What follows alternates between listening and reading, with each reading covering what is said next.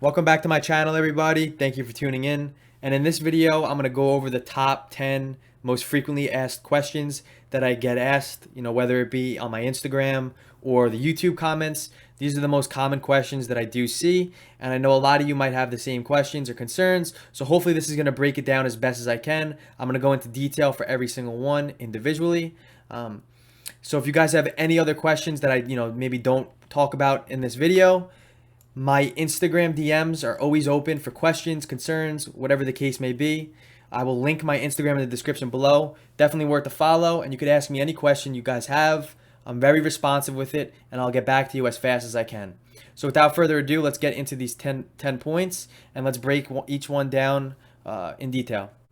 So I get this question a lot, and it's, do you need a lot of money to start making money? And there's kind of two answers to this. The first answer is that if you're focusing on the money aspect to trading and nothing else, then you're just focusing on the wrong thing. And then honestly, that's a recipe to blowing up your account and losing all that money. Trading should be focused on the process over your profits and over the amount of money you're going to make. If you focus on the process, good entries, good exits, a proper risk management plan, a proper trading style, strategy, that's the process aspect to it. Then money is just a subproduct to the process. It's guaranteed to come if you focus on the process. Yes, everybody wants to make money with trading, and that's obviously the goal. That's why we are all day trading. But if you are solely focused on the money aspect, I want to wake up today and make $500. That is the wrong mentality to have. I can tell you right off the bat that that is going to cause a lot of troubles in your trading. So focus on the process part, and the money is a subproduct, and it'll be guaranteed to come, believe me. And you're going to feel a lot better also when you focus on improving yourself every day and improving your trading, becoming consistent, because once that happens, you're going to start seeing your money start going up and up and up, just as well as your trades are going up and up and up, and your improvement is as well. So focus on the process aspect to it. And then the second answer is that a minimum to open up a TD Ameritrade account is $500. The more money you have, obviously, the greater position sizes you could take. It's also, a known fact that the more money you have, you can lose it as well. So I only recommend putting an amount of money when you're beginning and you're first starting off trading that you're comfortable losing. Don't put your full life savings into a trading account. Come to the market every day without a proper process, and within a month or two, you might lose it all. So a minimum $500. Obviously, the more you have, the more you're going to make. It's really all subjective to the trader, their experience, their mentor, their account size. There's just a lot of different variables, and that's the beauty to trading. It's different for everybody. So the main point I want you guys to get out of this is just do not focus on the money, focus on the process aspect to it. So do option contracts have to go in the money for you to make profit? The answer to that question is no.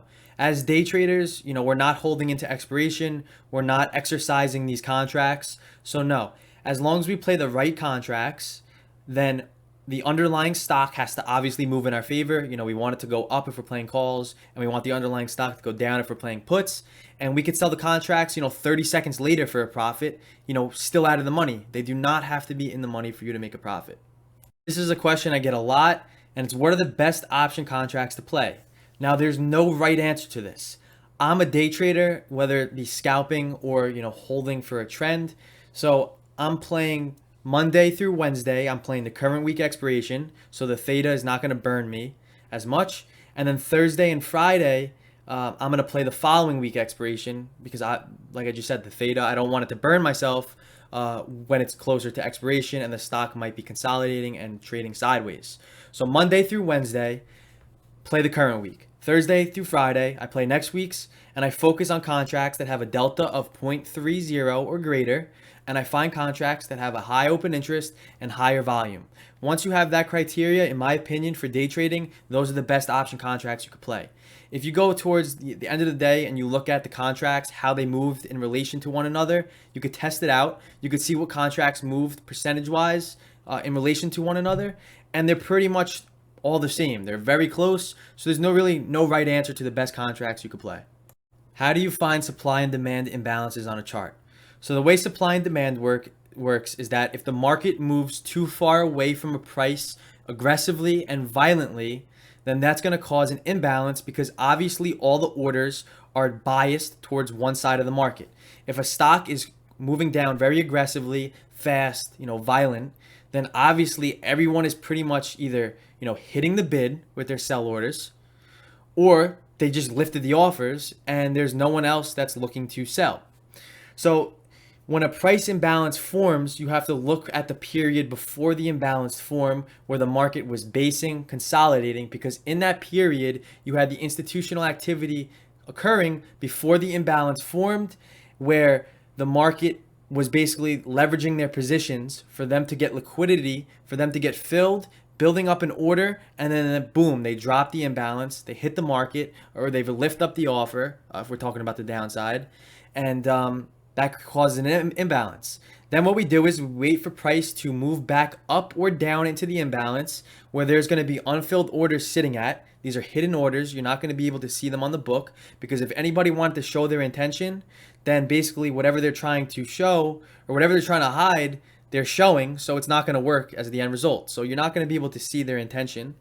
But we take the trade once we come back into that balanced period before the imbalance. And we take the trade where a high probability area on the chart where the market could turn based off of unfilled orders that did not get filled the first time that imbalance occurred. Now, does old supply become new demand and old demand become new supply? No. Think about it like this. If an imbalance occurred and you had a supply zone, correct? Now, what's making us, if we're in a supply zone, we have obviously sell orders sitting in supply. So if we break above supply, those orders must have got filled if we traded in it during the open. And now if we pull back into that supply zone and it becomes new demand, then who's looking to buy there if the orders on one side of the trade were to the sell side? So it just doesn't make sense, old supply becoming new demand and old demand becoming new supply. It only works with gaps. So I would focus on finding clean, fresh zones rather than supply zones becoming demand and demand becoming supply, just like support becomes resistance and vice versa. In this case, with supply and demand, it does not work like that. Why do you not buy breakouts and short the breakdowns? So the way I look at it is that if everybody's using the same strategy, then obviously there's going to be traps, because if everybody's buying, then there's going to be no more buyers left. And if everybody's selling, there's going to be no more sellers left. And that's going to cause a massive reversal. You have to look at this as an institution game. If us, as retail traders with basically not enough capital to move the markets, are buying breakouts, you have to ask yourself who is buying or who is selling to us when we're buying. Every transaction is met with a buyer and seller. When we're buying, who's selling to us? When we're selling, who's buying from us? You have to ask yourself this.